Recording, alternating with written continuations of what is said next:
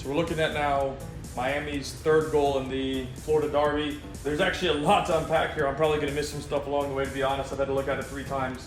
But Orlando City gains possession and immediately is going to give the ball away. That's probably one of the worst things you can do. And what that means is 2 things. It was a transition into another transition, which causes a bigger problem. So when you regain possession in a situation like this, the worst thing, in my opinion, that you can do is give the ball away again immediately. And that is literally what happens in this sequence. So Orlando City regains possession literally right now, and they're going to give the ball away in 3 seconds. So you're going to see what happens right after that is there is basically no transition back to defending, because they were defending, they've regained possession, now they've lost possession. So again, it's going to be a lot to unpack, but here we go. So the ball's won. You can see he's going to be dribbling up here. He tries to slip the ball in. Of course, he gives it to Busquets. Busquets, unbelievable, finds Messi. Now it's a counterattack. And here's the deal.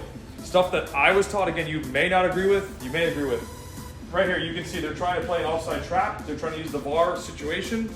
We were taught this before VAR, and what you should do is just drop your defensive line. So my opinion, to avoid a mistake, is just drop. Everybody drop 5, 10, 15 yards, and you keep dropping. What you're doing is you're conceding space versus giving the opponent an opportunity. So if you drop, so if our line is here and we drop our line, then we're giving them the space in this area and we're conceding the opportunity of a goal. We're saying, hey, you're going to take the space, but you're not going to get the goal, hopefully, and that's the idea.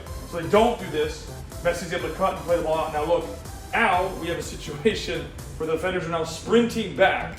And this, again, adds to the point that I was trying to make is, if you just cede space, then you can drop your line. And now the worst thing for defenders, you have to run like this. You're running backwards. It's better to be facing the ball and just dropping and going like this. If you have that, the game is in front of you and you can reorganize yourself, which is what doesn't happen. And again, there's a lot of minor details that are going to happen here from this perspective, but you can see now they're sprinting to go back. The center back now has to come out to cover. Fullback maybe is going to drop in, and it's just a chip ball across. Again, we're not organized. Another ball's clipped in and bang, goal. I mean, there's so many little details in that one sequence. Once the transition happens, Messi makes the cut because the defending team does not drop their line. So because they don't drop their line, in my opinion, they give up a silly goal. I mean, giving the ball away in that situation anyways was silly. To then give up the goal is another silly mistake, because just do the basics. Lose the ball, transition. Second thing, it's a counterattack. We were always taught, counterattack, drop, concede space, let them have the space, don't give them the pass behind. The pass goes behind and you're killed. They tried to play the offside trap, probably trying to think that they could maybe use VAR, and it ended up being the 3rd goal. So, see you guys, that's it.